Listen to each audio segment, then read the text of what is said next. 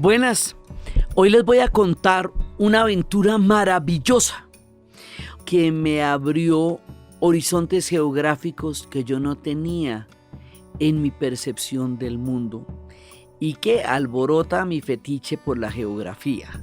Un viaje a la Patagonia, un viaje a los glaciares del sur de la Argentina.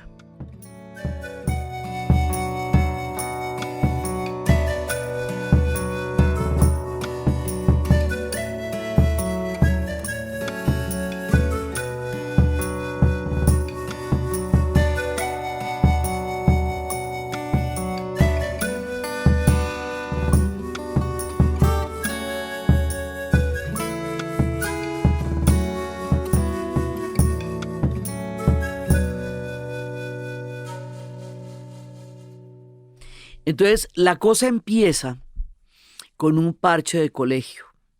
Es una historia de amistad de la adolescencia, en donde nos damos cita en Buenos Aires.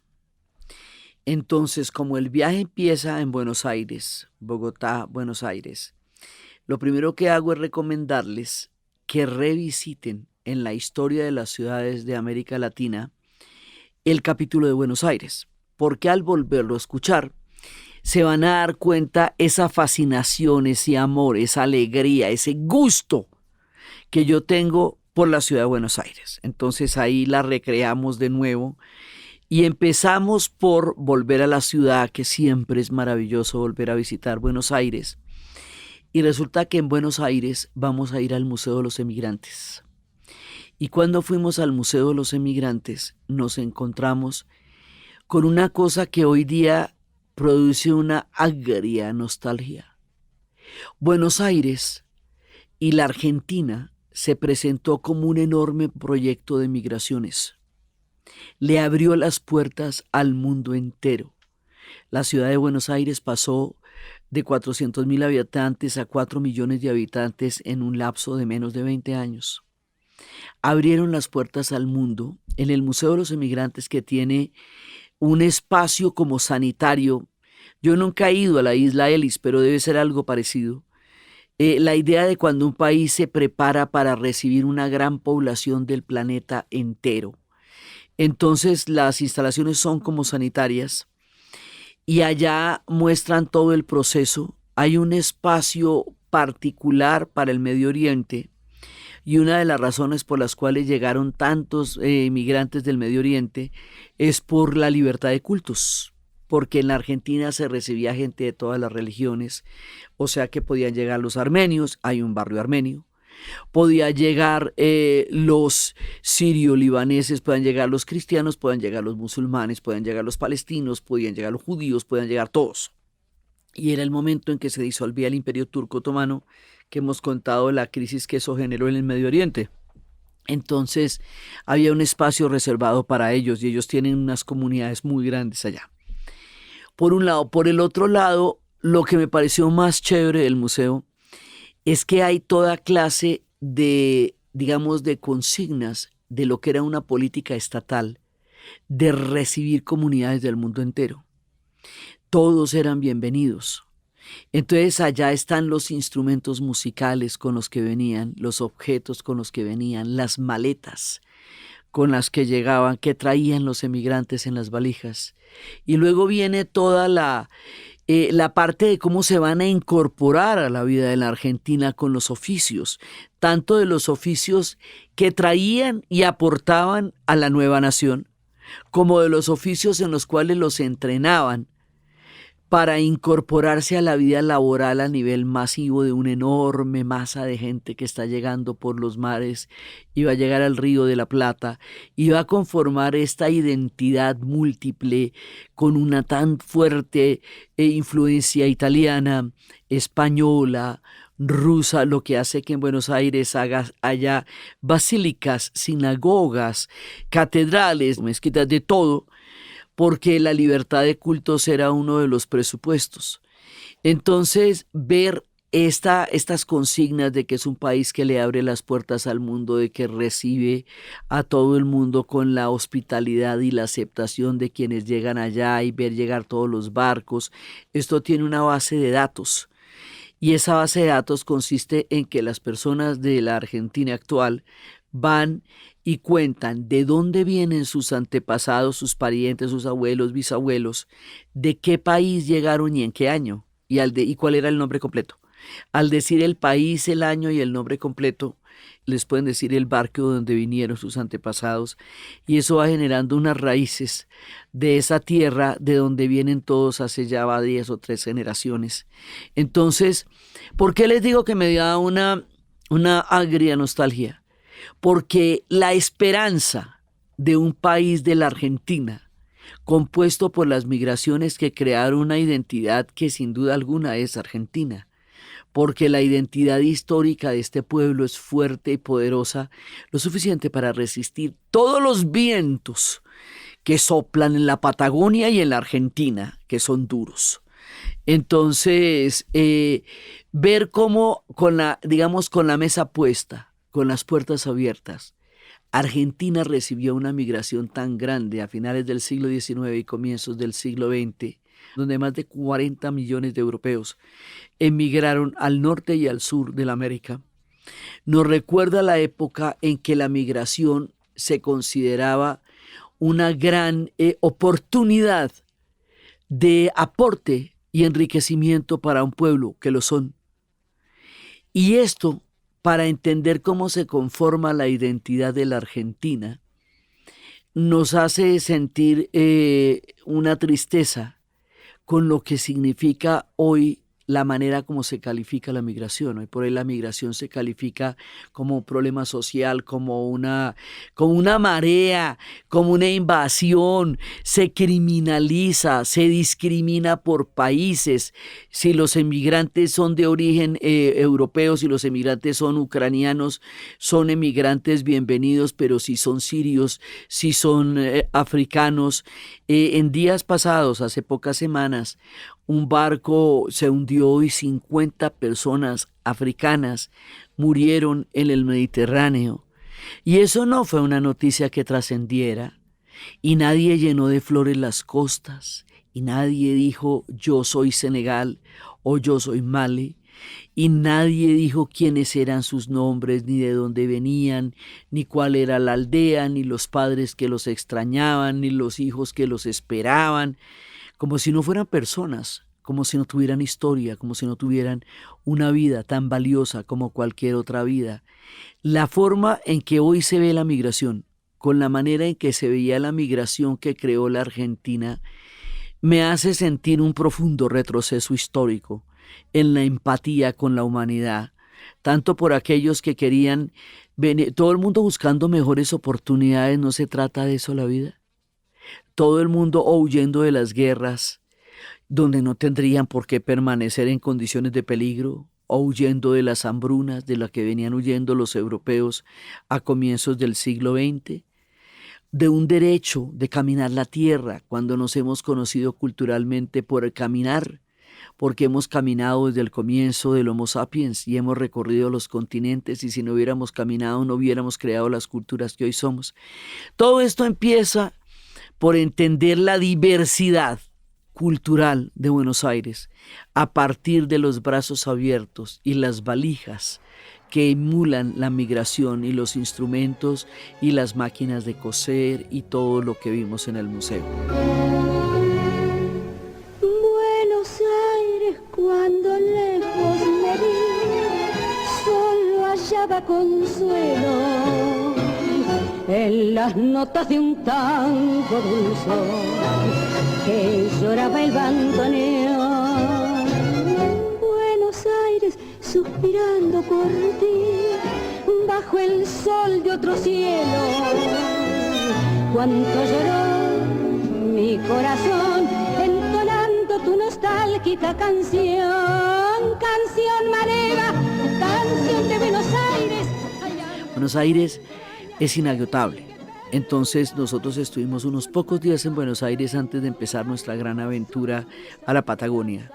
También estuvimos en el Malva. Se recomienda revisitar el programa que hicimos en la historia de las ciudades de América Latina a través de los museos, para ver el Museo de Arte Latinoamericano de Buenos Aires, que contamos la historia de que lo habían hecho en la época del Corralito y cómo eso de todas maneras llega a ser es una especie de afirmación plástica de lo que nosotros somos como latinoamericanos.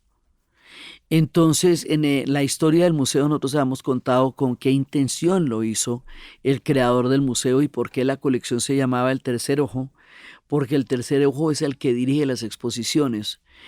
Más allá del ojo del que ve, más allá del ojo del artista, hay un ojo que es el que organiza y el que crea las exposiciones, que el creador de este museo llama El Tercer Ojo.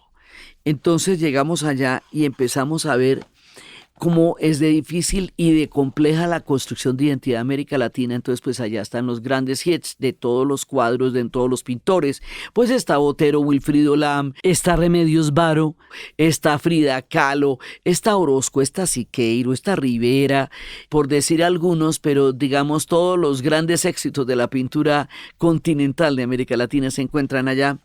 Y como nosotros estamos en unas definiciones en permanente construcción, porque el definirnos a partir de arquetipos o estereotipos europeos hace que tengamos que mirarnos de nuevo, porque eso no es lo que somos. Entonces, hay lo que es, digamos, la exposición general es habitar y transformar. Entonces, es habitar el límite, es habitar los extremos del mundo, es habitar la tierra y es mostrar cómo la tierra nuestra tiene selvas, tiene estepas, tiene mares, o sea, la geografía de Sudamérica y de América Latina que es descomunal e inimaginable. Y cómo eso se va mostrando a través de nuestros paisajes y a través de nuestra selva y a través de nuestras diferentes diversidades y riquezas. Es habitar la ciudad porque nuestras ciudades son particulares, son híbridos de muchas historias. Son los habitantes porque los habitantes somos muchos y particularmente hay una parte en donde se habla de los afro que en el sur están invisibilizados por completo y que forman parte o de las comunidades originarias que también fueron expuestas a procesos enormes de genocidios. Toda esta gente está allá. Está la transformación de lo social, que siempre es una gran problemática de América Latina porque pues, lo básico no se ha resuelto. Entonces, pues está en permanente transformación y en soluciones que van y vienen, que tan y no tan. Está la transformación de la realidad misma, que la nuestra es convulsiva. Está la transformación del dispositivo, que es como a través de los diferentes desarrollos tecnológicos y audiovisuales, nos vamos transformando mientras los miramos y nos miramos a nosotros mismos. Está la forma de transformar la vida y transformar la muerte, que entre nosotros siempre es una orilla y un límite resbaloso y difícil. Está la transformación del cuerpo, que como nuestros cuerpos están definidos como tantos otros cuerpos planetarios a partir de un arquetipo que se construye en una época, en una cultura y en un lugar, que son los cuerpos de los pueblos europeos o sajones. Resulta que nosotros no somos eso. Entonces, nuestro cuerpo implica otras cosas. Nuestro cuerpo tiene que mirarse de otra manera. Nosotros somos otros cuerpos y habitamos otras geografías. Y eso nos va a llevar a una gran cantidad de diversidades de cómo mirar el cuerpo a través de la plástica que nos desconfigura y nos hace mirarnos desde muchísimas perspectivas, y es transformar la palabra, que es donde, digamos, tal vez donde más evolucionamos nosotros, que es en la capacidad de narrarnos en nuestra palabra para definirnos, que sigue siendo tan poderosa en la literatura como en la vida. Entonces vamos al Malva, que es una peregrinación por toda la serie de museos y por esta necesidad de encontrarnos en una narrativa plástica de lo que es América Latina a través de sus artistas, a través de sus cuadros. Entonces eso es una cosa impresionante. Buenos Aires es inagotable. La gastronomía es una locura increíble. No hay una visita a Buenos Aires donde uno agote la ciudad. Entonces, y menos cuando la visita es de pocos días, pues uno siempre se va muy antojado, porque Buenos Aires pues es inagotable. O sea, eso es una experiencia urbana de proporciones enormes, ricas y maravillosas. De ahí vamos a tomar un vuelo a la ciudad de Calafate. Son 3 horas de vuelo, casi 3 horas, 2 horas y media largas, 3.000 kilómetros de distancia. Y nos bajamos del avión y estamos en otra geografía. Y nos bajamos del avión, estamos en una ciudad, un pueblo, pues una ciudad pequeña que se llama Calafate. Y esa ciudad Calafate, que tiene una arquitectura un poco europea, que es una ciudad ya austral, en ese pueblo ciudad es donde nos vamos a encontrar los tours que nos van a llevar a los glaciares. Soy en San Julián y por el Chaltén, la reminiscencia viva de la Oniquén. Si he de morir, que sea allá donde crece el Calafate, tierra del glaciar.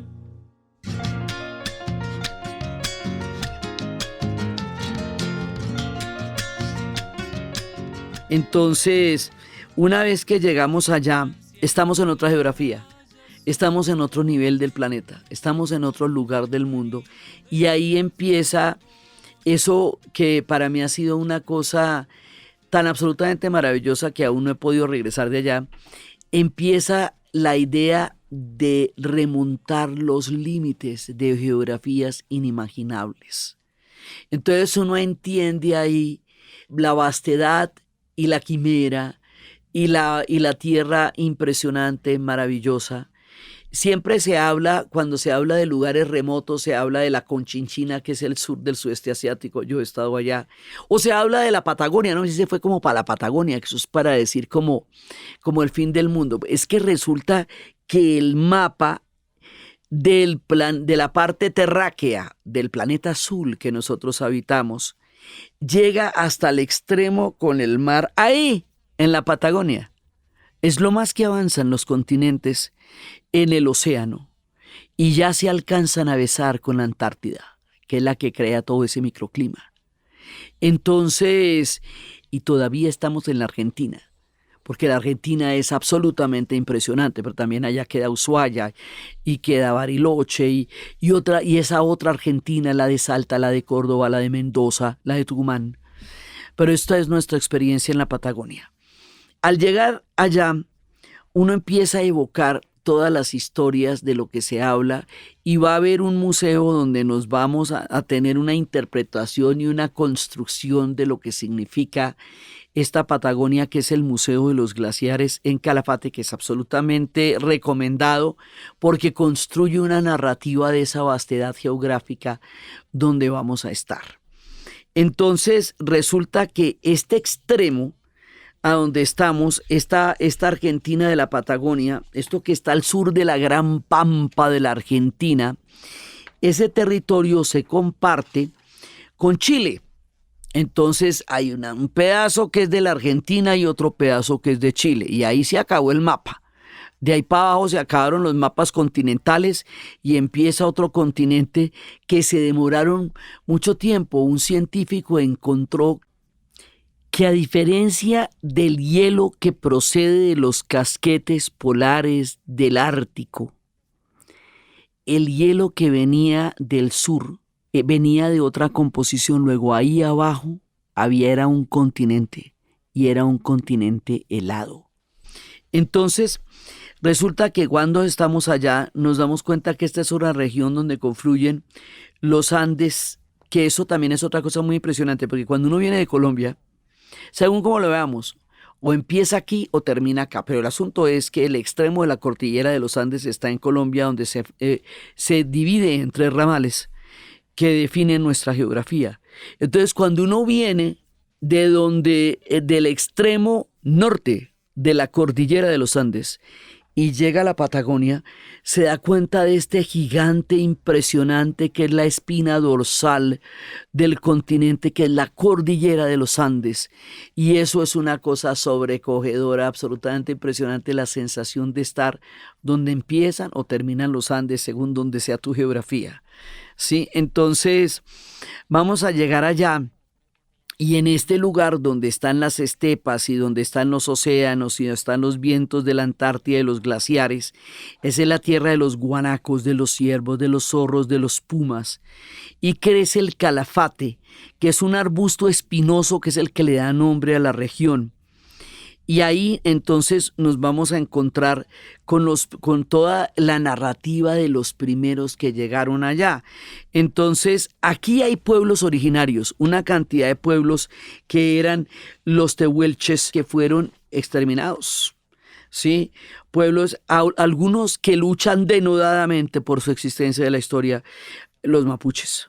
Estaban los mapuches, los pampas, los ranqueles, los huerpes, los puelches y los tehuelches. Entonces, ahí había pueblos que habían habitado esas zonas frías desde tiempos inmemoriales y que van a sucumbir de una manera dramática y aterradora frente a los proyectos de la creación de los estados y la explotación de los recursos de ese sur profundo y remoto. Y esos pueblos son los que todavía dan nombre a los lugares. Y esos pueblos, algunos a principios del siglo XX, todavía hubo quienes conocieron, vivieron y convivieron con los tehuelches, incluido Perito Moreno, del que ya hablaremos, y que se va a hacer uno con ellos, y muchos de ellos van a ser, digamos, como van a entender la dimensión de estos pueblos, pero su desaparición estaba a la vuelta de la esquina con el desarrollo de estas regiones. Entonces está, digamos, también esa historia sobrecogedora.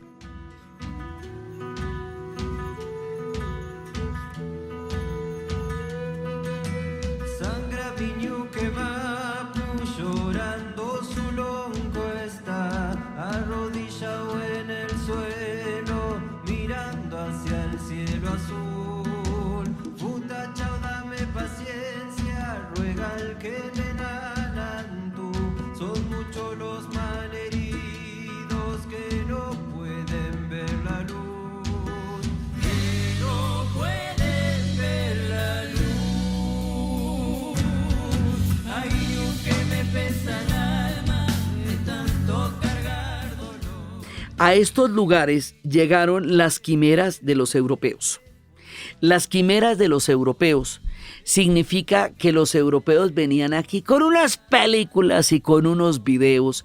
Entonces, por allá en una novela de caballería, las novelas de caballería son fantasías de los caballeros desafiando peligros y encantamientos para ser dignos del amor de sus musas, por las cuales hacían pruebas increíbles. La novela de caballería fue todo un fenómeno en Europa que exaltó la imaginación desbordada de los europeos durante la Edad Media y que llevó al pobre Don Quijote a la locura, que se le había secado el cerebro de las novelas de tanto leer novelas de caballería.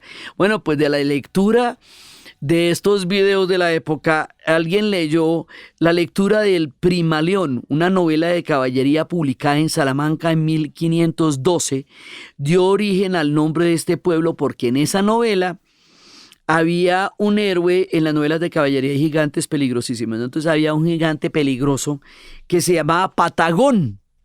Como los pueblos originarios eran de pies muy grandes, entonces Antonio Pigafetta, cuando está en la expedición de Magallanes, les va a poner el nombre de Patagonia. O sea, la Patagonia es una fantasía de una novela de caballería que lleva Antonio Pigafetta. Les recuerdo, Antonio Pigafetta viajaba con Magallanes en la expedición y nuestra inmortal descripción de América Latina, La soledad en América Latina de Gabriel García Márquez, empieza con su nombre. Antonio Pigafetta, navegante florentino, decía en el tercer viaje con la expedición de Magallanes, y empieza a narrar la fantasía de lo que Antonio Pigafetta decía que había visto. Entonces es en la fantasía de Antonio Pigafetta que queda nombrada la Patagonia. Y entonces porque decía que fue la manera como se refirió a los tehuelches. Pues los tehuelches son bastante grandes, bastante corpulentos. También la Patagonia se vincula con otra antigua idea de los griegos, que eran las antípodas. El antípoda era un lugar totalmente opuesto al extremo del mundo que describían los griegos como un lugar de un calor abrasador y habitado por humanos monstruosos, algunos de ojos en el pecho y otros con cabeza de perro, que también lo refiere Antonio Pigafetta. Bueno, este es un lugar frío, estos antípodas. La Patagonia no podía ser más distinta de la imaginación de los griegos o de las fantasías de las novelas de caballería. Es uno de los lugares más fríos del planeta. Y hay que recordar que antes de los canales interoceánicos, o sea, antes del canal de Panamá y antes del canal de Suez, o sea, antes de finales del siglo XIX y comienzos del siglo XX, había que circunnavegar todo el planeta, hacerse una magallanada, porque no había canales que comunicaran el mundo sino hasta los extremos. Entonces había que ir hasta el Cabo de la Buena Esperanza en Sudáfrica y había que ir hasta la Patagonia en la Argentina. Entonces personajes como Magallanes, cuyo estrecho está ahí, el estrecho de Magallanes, como Sir Francis Drake, esa fue la mundial que se hizo, que era devolviéndose por el otro lado, subir por el Pacífico y atacar los veleros españoles, no en alta mar, sino antes, viniendo del Pacífico, antes de que salieran de todas las barreras del Caribe y afrontaran la mar abierta, que era donde mejor se podían defender, mientras que en el Caribe era más difícil la defensa por la cantidad de arrecifes de coral. Y ahí fue cuando pudo atacar los grandes buques y conseguir tanto dinero como para refinanciar a Inglaterra. Por eso le pusieron Sir Francis Drake al señor pirata.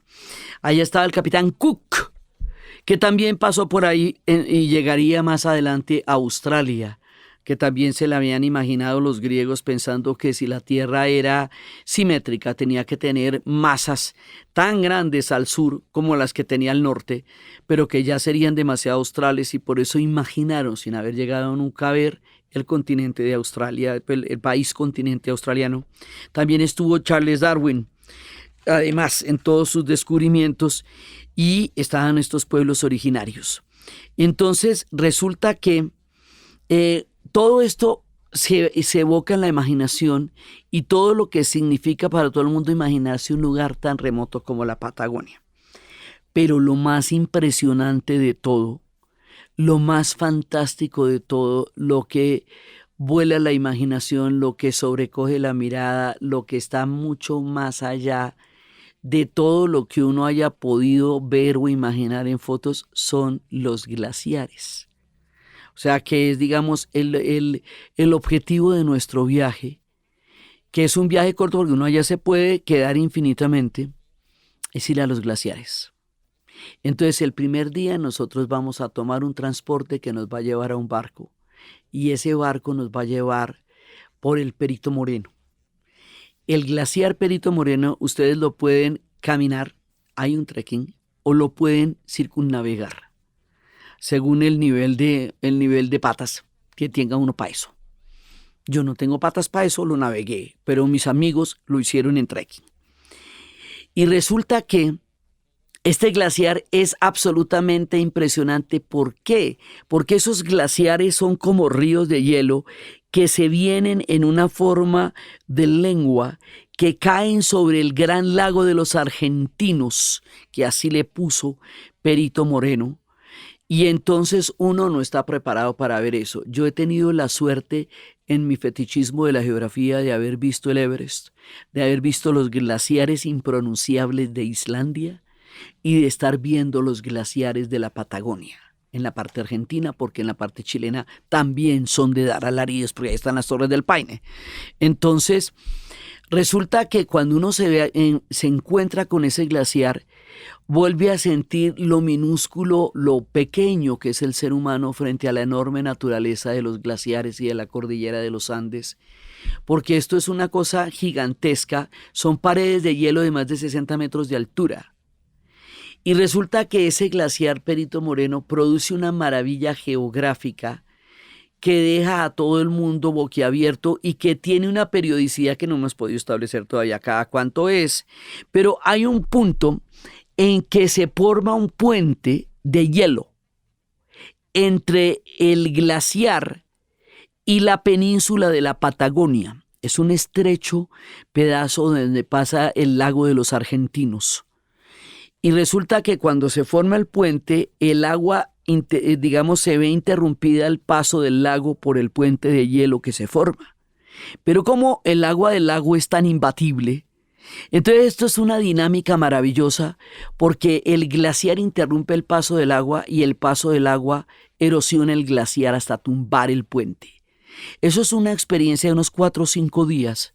Eso pasa de vez en cuando. Cuando digo de vez en cuando es que no sabemos cuándo va a pasar. La última vez fue en el 2018, pero no lo pudimos ver porque el puente se rompió a las 4 de la mañana y el parque estaba cerrado de noche. Pero en el 2016 sí se pudo ver. El espectáculo es absolutamente impresionante. Pues lo vimos en el museo, pero no es que estábamos allá. Tampoco es que usted vaya y vaya a ver el puente. Puede que algún día le ocurra en la vida, pero eso no es una cosa que uno llega y el puente está ahí. Entonces, ¿qué pasa? El puente efectivamente es una ondulación compacta que hace con un hueco en la mitad que hace que quede interrumpido el paso del agua. Pero el agua es tan poderosa, tan tremenda, tan impresionante que con la fuerza del agua argentino el glaciar empieza a soltar enormes bloques hasta que se cae completamente el puente. Eso es uno de los regalos de la naturaleza. Y entonces, pues los argentinos se vuelven locos, como toca volverse loco con eso. Entonces, en el museo vimos en el 2016 la transmisión, las cámaras, todo el mundo pendiente de que se cayera el puente hasta que se cayera el puente, porque es un espectáculo sobrecogedor de la naturaleza, cuando naturaleza nos muestra sus grandes maravillas. Entonces, ahí se mete uno en el glaciar del Perito Moreno. Y esa es, digamos, una parte de la historia.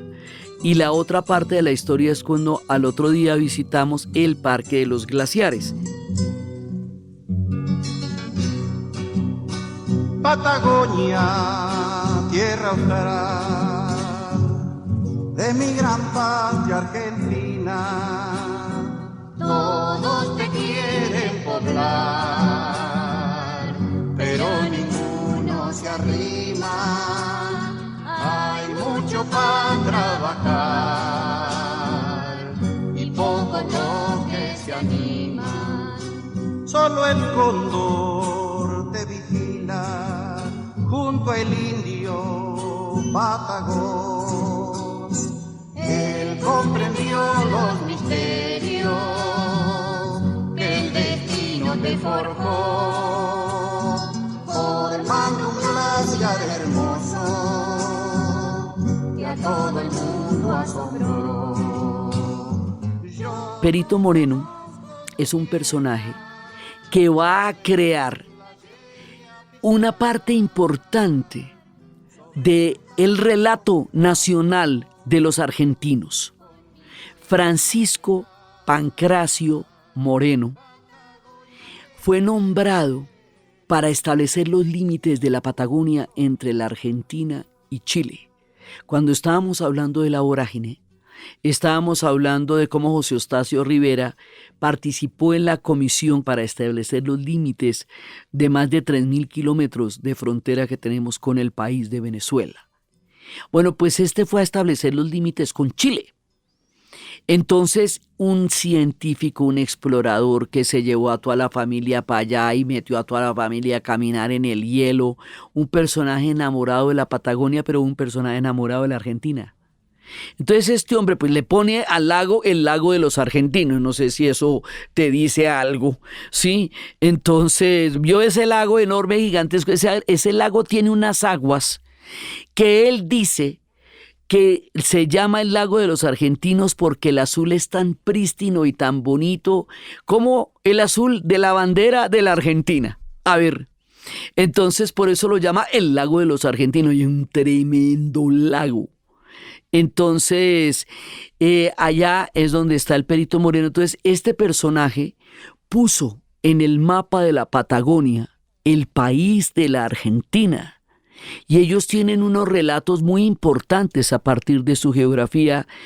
Y nosotros que estamos en permanente construcción de identidad en Colombia, pues nos sentimos muy, digamos, admirados por la manera como los argentinos y los mexicanos han construido unos relatos de Estado Nacional que les han permitido tener una visión propia a lo largo de muchos tiempos y muchas tempestades. Entonces, ellos tienen una parte muy importante de su relato de país ahí, en los glaciares, y en honor a toda esa importancia geográfica, científica y política y de construcción de identidad, a ese glaciar poderoso, impresionante, maravilloso, de dar alaridos y de tirarse al piso, le pusieron en honor a este hombre el glaciar Perito Moreno. ¿Por qué Perito? Es que ese es un nombre raro para un glaciar. Porque ese era el cargo. O sea, él era un perito, o sea, una persona encargada de indagar, averiguar, medir, auscultar, auditar, todo lo que significa un perito, que es un cargo en el cual usted tiene que ir a hacer un peritaje, es decir, usted tiene que hacer una auditoría, una mirada, una expedición, digamos, toda una serie de precisiones históricas y geográficas alrededor de un proceso. Y eso es lo que él va a hacer. Entonces, el nombre tiene el cargo de él y su apellido, el glaciar Perito Moreno. Entonces, porque a uno le hablan del Perito Moreno, el tema con los glaciares es que como solo existen allá y en determinados zonas de la Tierra, son inimaginables para nosotros. Incluso nosotros que tenemos una cordillera de volcanes nevados como el del Ruiz y como el Santa Isabel, y que tenemos un parque de los nevados alrededor de Manizales, el glaciar es una cosa que para nosotros es más difícil de imaginar por la composición misma de la unicidad de estos glaciares del sur. Entonces, porque son bloques y bloques y bloques de hielo y tienen el azul poderoso, que en el Museo de Calafate nos explicaban que el azul es el más poderoso de todos los fotones y por lo tanto puede llegar a lugares mucho más profundos en el planeta y en el hielo que cualquier otro color, y por eso los glaciares tienen vetas azules de diferentes colores y no lilas, moradas, amarillas o de cualquier otro color, porque el fotón más poderoso en la naturaleza es el azul. Entonces uno va descubriendo todo ese tipo de cosas. Entonces, después de la maravilla de ver el Perito Moreno, eso es indescriptible realmente. Eso es la majestuosidad de la naturaleza, la belleza impresionante, y ese espectáculo del Lago de los Argentinos y el Perito Moreno realmente sobrecoge el alma. Y al otro día vamos a hacer el viaje por el Parque de los Glaciares. En el Parque de los Glaciares va a haber un montón de glaciares que vamos a ver. Uno de ellos es el Viedma, que lleva el nombre de Antonio Viedma, un marinero español que descubrió este glaciar de dar alaridos en las exploraciones en 1782. Hay un glaciar que es el más grande de todos, pero ese glaciar sí se ha venido encogiendo. No todos están encogiendo. El glaciar Perito Moreno está vivo, los glaciares de Chile también están vivos, lo que no quiere decir que el cambio climático no los afecte. Pero hay unos que están en estabilidad. O sea, un glaciar puede estar creciendo, puede estar estable o puede estar retrocediendo. El Uppsala sí está retrocediendo. Este fue bautizado así en 1908 por un geólogo sueco llamado Claus August Jakobsen, que hizo esta investigación con la Universidad Sueca de Uppsala, que queda, ese así que es antípoda, queda exactamente al otro lado, para arriba, en Suecia, arriba, en la tierra donde nació Ingmar Bergman, arriba en uno de los sitios más mágicos del mundo vikingo, arriba en uno de los sitios donde iban a hacer las peregrinaciones cuando era la época de ir a rendir homenaje a los dioses vikingos. Allá queda Uppsala. Y ahí hay una universidad allá arriba de Suecia, en la península escandinava, y esa universidad patrocinó la expedición de Claus August Jakobsen, por lo cual este se llama el glaciar Uppsala. Nosotros, en particular, estuvimos en el glaciar Spegazzini. El glaciar Spegazzini, que es el único sitio donde uno se baja, donde almuerza, porque los demás glaciares o no tienen infraestructura para que uno se baje, o no se puede acercar demasiado porque también ha habido riesgos por los desprendimientos de los hielos. Entonces la navegación tiene ciertas condiciones. Entonces uno se baja es allá.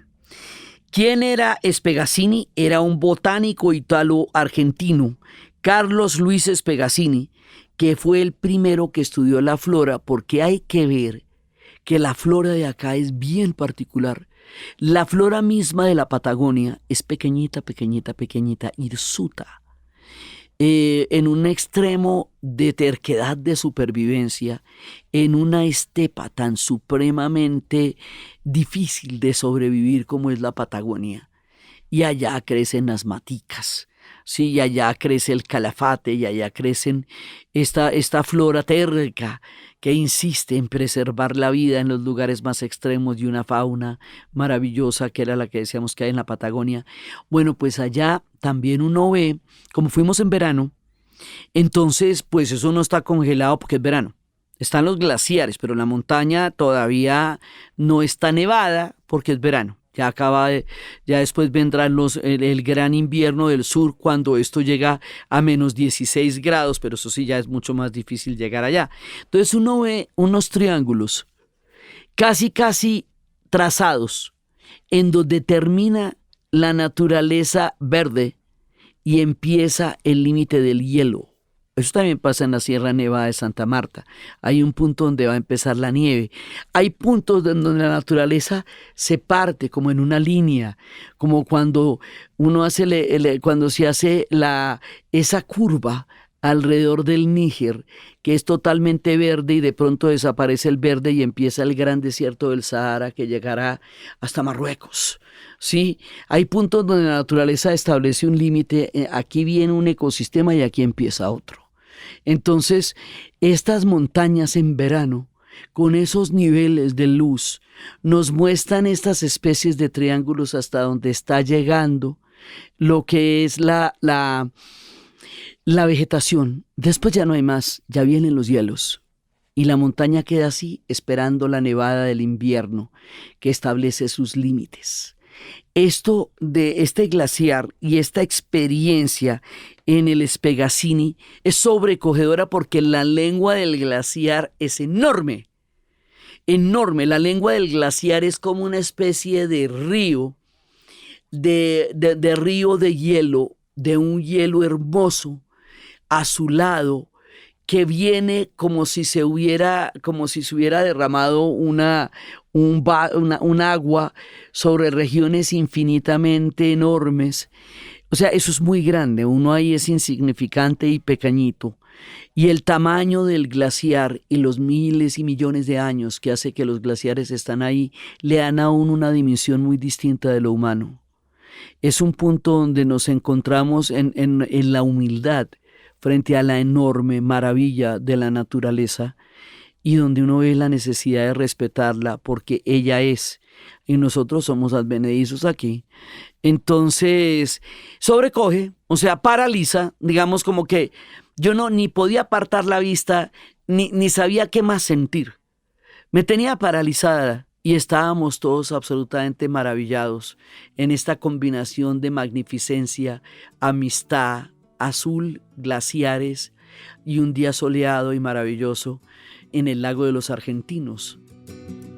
Yo me pregunto por qué tanto vacío total, tanta gente amontonada y a mí me sobra lugar.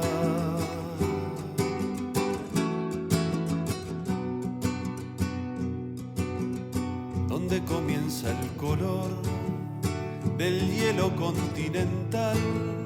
Mi tierra azul pega el grito a los que deben pensar.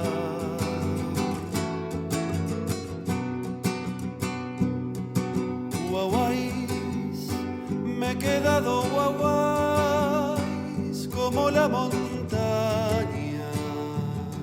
Ese lago, los tehuelches lo conocían como el lago Kelta. Ese lago más adelante se llamó Santa Cruz, cuando llegaron los primeros exploradores.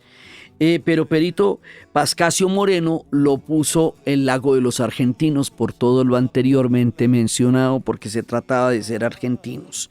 Entonces, estos grandes exploradores se van a encontrar con una cantidad de historias. Todos los científicos míticos que uno ve en las expediciones, con las caras totalmente llevadas entre el viento y la nieve, llegaron allá. Había un padre Agostini, que fue misionero salesiano de Don Bosco, fotógrafo y documentalista y montañista, y geógrafo, que llegó hasta Punta Arenas, Chile, en febrero de 1910. Y él hizo un montón de labores de su congregación y organizó expediciones a la Tierra del Fuego y exploró los picos que conocían solamente en los más lejanos mapas y descubrió cumbres. Y llegó digamos, a lugares donde nadie haya visto y logró ver el Monte Oliva en Ushuaia de la Argentina. Este tipo trepaba en sotana y están las fotos de él trepando en sotana. Entonces, o sea, hay unos personajes que uno dice, bueno, hay gente que viene con unas películas muy tremendas allá. Él conoció a los Selkman, él describió y retrató, porque él era fotógrafo, a los Yamaná, a los Alcalufes, a los Tehuelches, a los Araucanos, y él hizo denuncias públicas sobre las políticas que llevaron a la desaparición habitual, el exterminio de muchos de estos pueblos, que eso es una historia terrible, porque también va a haber una guerra del desierto y va a haber proyectos de Estado que son totalmente opuestos a la existencia de los pueblos originarios que vieron los albores de la Patagonia en el comienzo de los tiempos. Entonces, uno hace un viaje así de grande y luego nos vamos. Y eso que nuestro viaje llega ahí, después viene Chantel, que es digamos el lugar, eso es más al sur, mucho más al sur, que es el lugar de los trekkings, la capital como del sur del trekking. Eso ya es más allá, pero nosotros no llegamos ahí todavía en este viaje en particular. Entonces después uno va al museo. El museo queda como a unos 40 minutos de la ciudad de Calafate o del pueblo de Calafate. Uno toma un autobús y va a llegar allá. El museo explica los glaciares, tiene una gran cantidad de información geológica. Cuenta que los glaciares son los aradores de las montañas, porque es el movimiento de los glaciares es el que va dando la forma de la superficie de las cordilleras. Son los glaciares los que la tallan con su movimiento. Los glaciares se mueven, lo mismo que los manglares. Así como los manglares sueltan pedacitos de mata y después se va todo el árbol detrás, los glaciares se van moviendo a medida que se van moviendo los hielos. Y esos hielos que van flotando cuando uno está en el recorrido, esos son icebergs. Y debajo hay superficie, hay sumergidas masas enormes, y eso que uno ha visto tanto en las películas y que se hizo famoso desde Titanic. Que uno ve un pedacito y debajo es que está la gran masa de lo que es un iceberg, pues el pedacito de hielo que uno ve es gigantesco, es más grande que el barco, y ese es el pedacito de hielo. Entonces lo que se ve, la superficie, entonces uno sí entiende el peligro del Titanic, pues porque eso era mucho más grande que el barco. Esos hielos son más grandes que los barcos y flotan y son parte de ese sistema de hielos impresionante.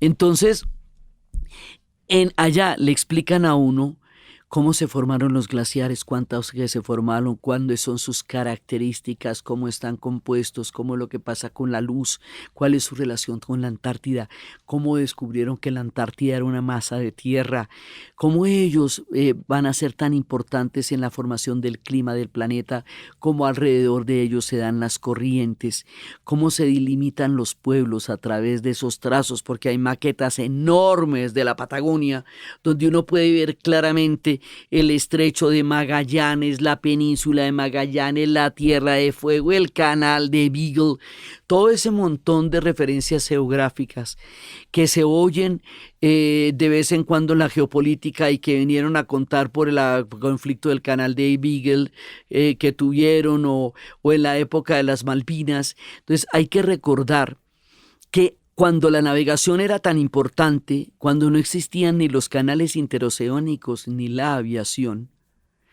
esos territorios, estos pedazos de tierra y de mar eran muy importantes para imperios como el inglés, que derivaba su poder de la circunnavegación por el planeta. Entonces toda esa zona tan remota de la Patagonia y la isla de las Malvinas era de principal interés para los británicos en su expansión como imperio, porque no podría uno imaginarse por qué habría disputas tan complejas que luego hasta llevarían a una guerra que ya también hemos narrado en nuestras historias. Esa está en la del rock, ¿sí? ¿Por qué? O sea, tan al final del mundo, porque eso era estratégico en la expansión imperial de los británicos, que le tenían una gana a la Argentina. Varias veces se metieron, varias veces intentaron invadir, se tomaron las Malvinas, las llaman las Falklands. Y bueno, siempre estuvieron como mordisqueándole los pies a la Patagonia, con unas ganas enormes de meterse allá y hacer todas sus bases, pero no se les dio, mira tú, no los dejaron entrar. Entonces ya había un par de imperios grandes. Ahora hay que tener en cuenta una cosa, los españoles como tales no van a llegar tan lejos. Ellos llegan hasta el sur del Biobío, hasta el sur del Biobío en Chile, y por eso los mapuches van a sobrevivir, porque los mapuches no fueron vencidos nunca por los españoles. Entonces no es que literalmente esta tierra haya sido consolidada dentro del imperio español como tal. De hecho, dentro de ninguno, porque tampoco llegaron los portugueses y los ingleses no lograron entrar. Lo que hicieron fue circunnavegarla. O sea, esto se ha movido alrededor de los mares, pero no es que la gente haya podido llegar hasta allá, porque eso son otras palabras, eso son palabras mayores. Llegar hasta este límite de la Patagonia es absolutamente sorpresivo que nosotros a 3 horas de distancia de la enorme y maravillosa ciudad de Buenos Aires en el Río de la Plata estemos en una geografía tan ignota, tan poderosa, tan evocadora, tan mítica y tan fantástica como la Patagonia. Entonces, y que hoy lo podamos recorrer en 3 horas de avión, lo que le costó la vida a un montón de gente.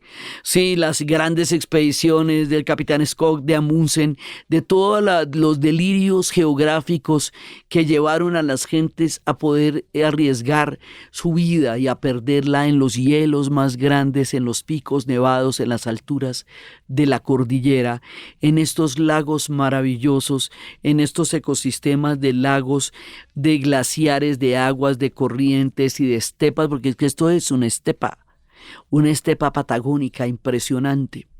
Entonces, en ese lugar del mundo que estaba en mi mapa, pero no en mi mente, que estaba en mis referencias, porque pues yo tengo un fetiche geográfico, entonces yo me conozco la geografía del planeta porque me gusta la geografía del planeta, y me sé los ríos, y me sé las montañas, y me sé los valles, y me sé un montón de cosas que me gustaron desde siempre. Entonces siempre he sentido, por ejemplo, cuando estuve en el Irrawaddy navegando en Birmania, yo sabía de dónde a dónde venía ese río, y cuando estaba navegando el Mekong yo sabía que se nacía en el Himalaya.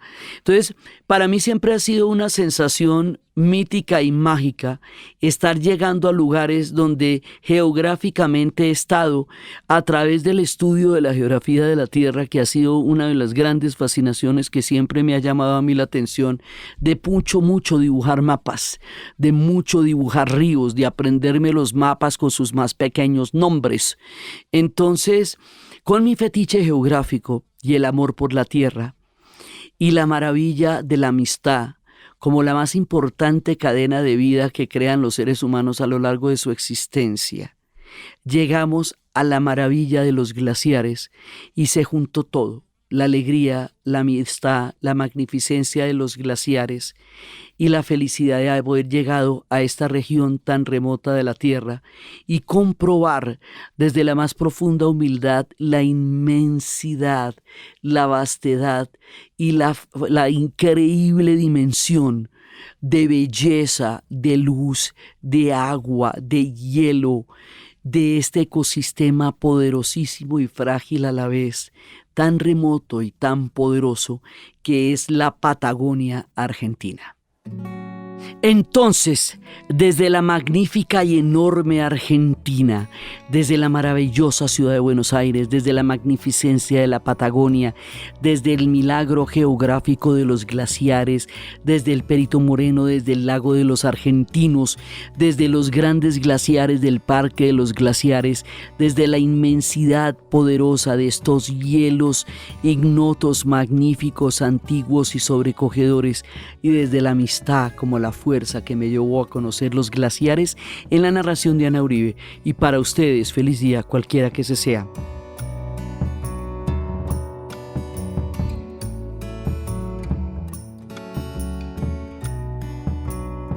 Este podcast fue grabado en Los Gatos Studios y fue posible gracias al equipo de dianauribe.fm, que está integrado por Diana Suárez, Milena Beltrán, Arturo Jiménez, y la edición y la musicalización de Eduardo Corredor Fonseca de Rueda Sonido, y siempre con el gran apoyo de las personas que nos han donado, que nos donan en Patreon, PayPal y PayU. Damos un agradecimiento muy grande en esta historia a Juan Carlos Salcedo, que hizo posible esta llegada junto con todos mis amigos hasta los glaciares de la Patagonia.